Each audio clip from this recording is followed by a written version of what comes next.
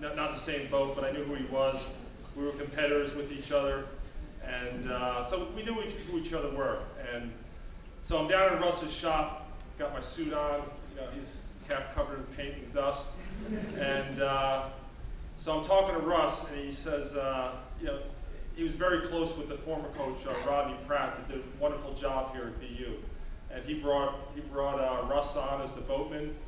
And Russ talked to me. He said, told me how upset he was that Rodney was gone. And we're talking, and then I let him talk, and I just said, Russ, I've got some good ideas of what to do with the program, and I'm talking. I felt like I was talking for like 15, 20 minutes. And Russ isn't a man of words. And I'm talking, and I'm like, wondering what else to say to this guy. And then I said to Russ, I said, listen, Russ, we'll be in the same boathouse, we can train together, we can do pieces. And then Russ looked up at me, he smiled, and then shook hands. He said, all right, let's go. And then I knew that we were going to have a good working relationship from there. I didn't realize after that, a week later, we went out in singles, and we were at the Science Museum. And if you're at the Science Museum, you see it says, danger, sluices open, where you can row underneath the Science Museum. There's like this gap between the water and you have to dunk your head. We rowed our singles underneath there, and I'm like, it's dark. Russ is, let's go a little further in here. And I'm like, now he's going to kill me.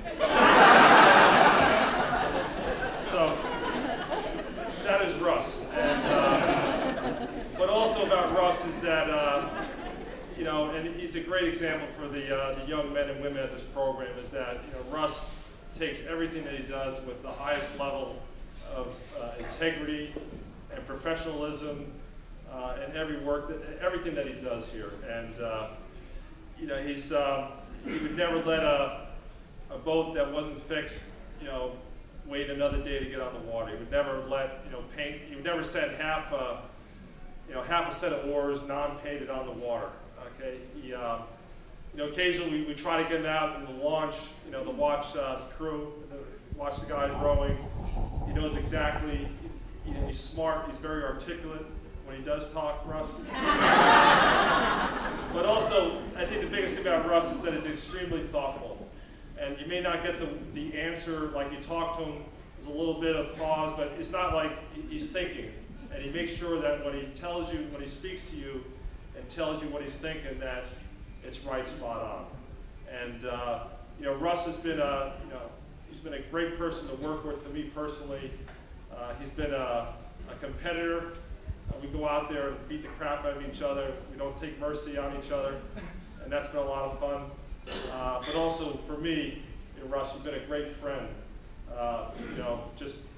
It's great to work in a place where you have a professional relationship, but also you have a friendship relationship. And Russ, I can't thank you enough for being here and everything that you've done, not just while I've been here, but all the 25 years that you've been here. Thanks, Russ.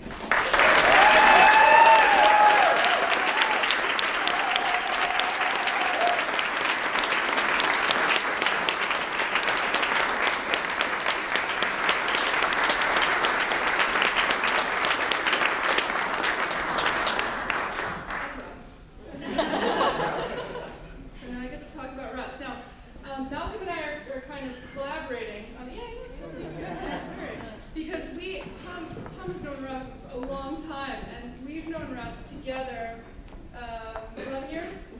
11 years? Yeah, so just a small fraction of your 25 years here. So when I first came here, I didn't meet Russ until I was already here, and I've definitely learned a lot from Russ. Being new here, I actually, when I rode to the Princeton Chase with Russ, I discovered that I was driving the boathouse in a way that took 3 times as long as it should, and that was pretty handy.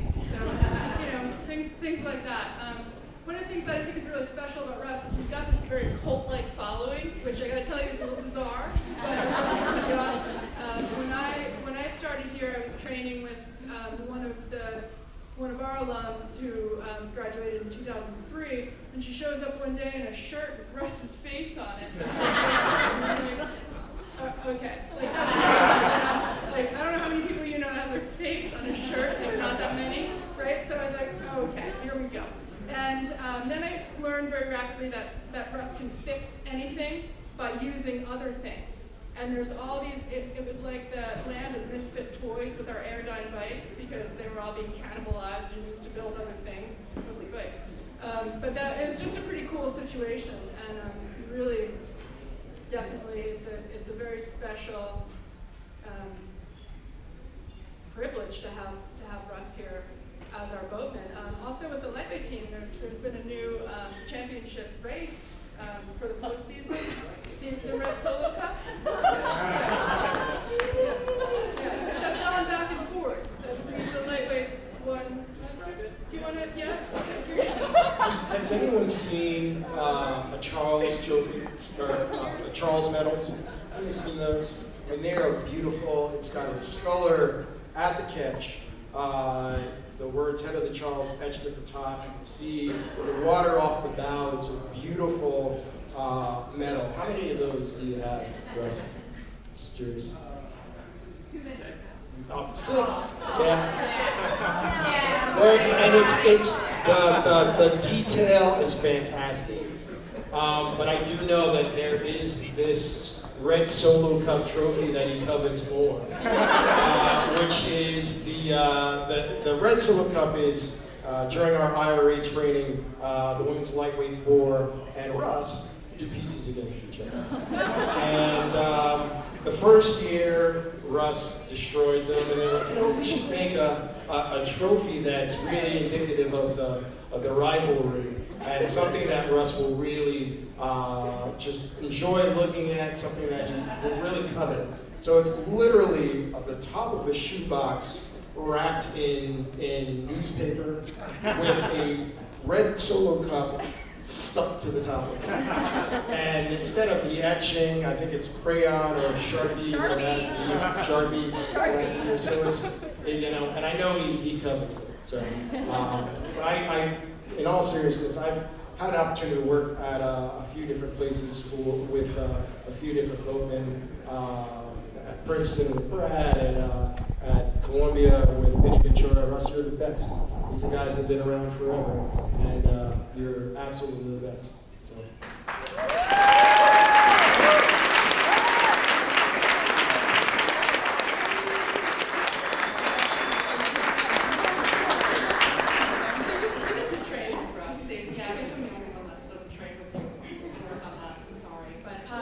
Just to add to, it's very hard to summarize Russ. Tom's going to come back up and talk about just what we want to do to commemorate this occasion.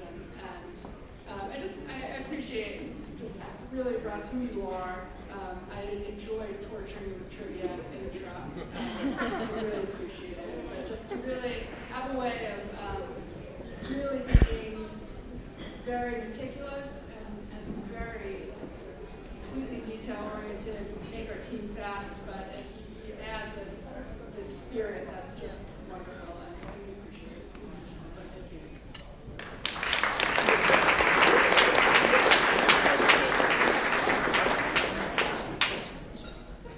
Hi, I'd like to share a few comments, observations.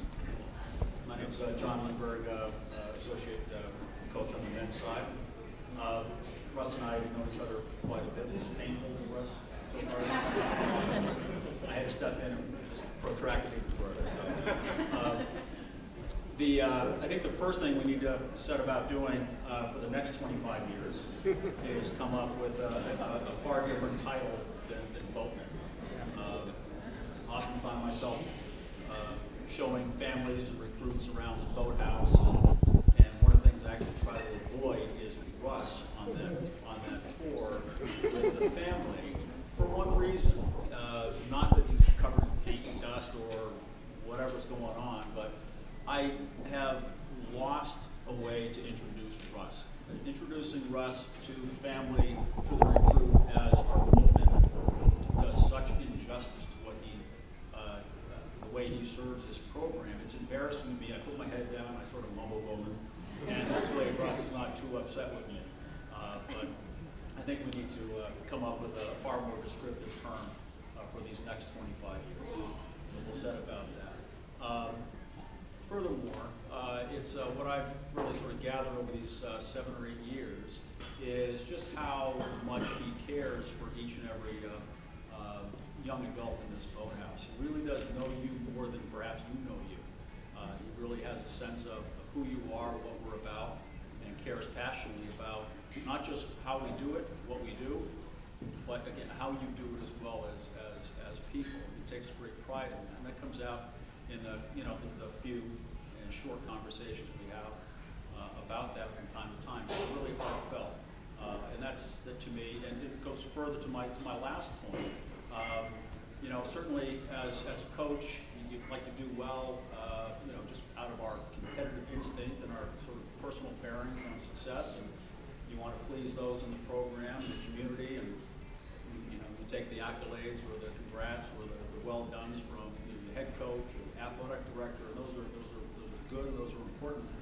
But I find that when Russ is pleased with how we're doing, I find that deep sense of validation. Anybody else feel the same way? Right? Am I right? Okay.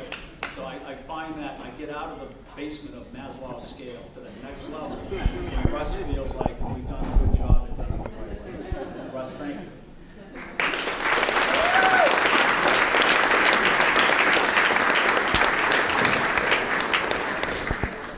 Okay, so Russ, I'm trying to think of a way to thank you, and we know that you like to row. We thought maybe we send you to the school down Philly. It's just all paid for, but I thought we could do better than that. And this gift that we're going to give to you is from the athletes and your friends here at BU. And Russ, what we're going to do is going to send you and Karen, I feel like at a game show.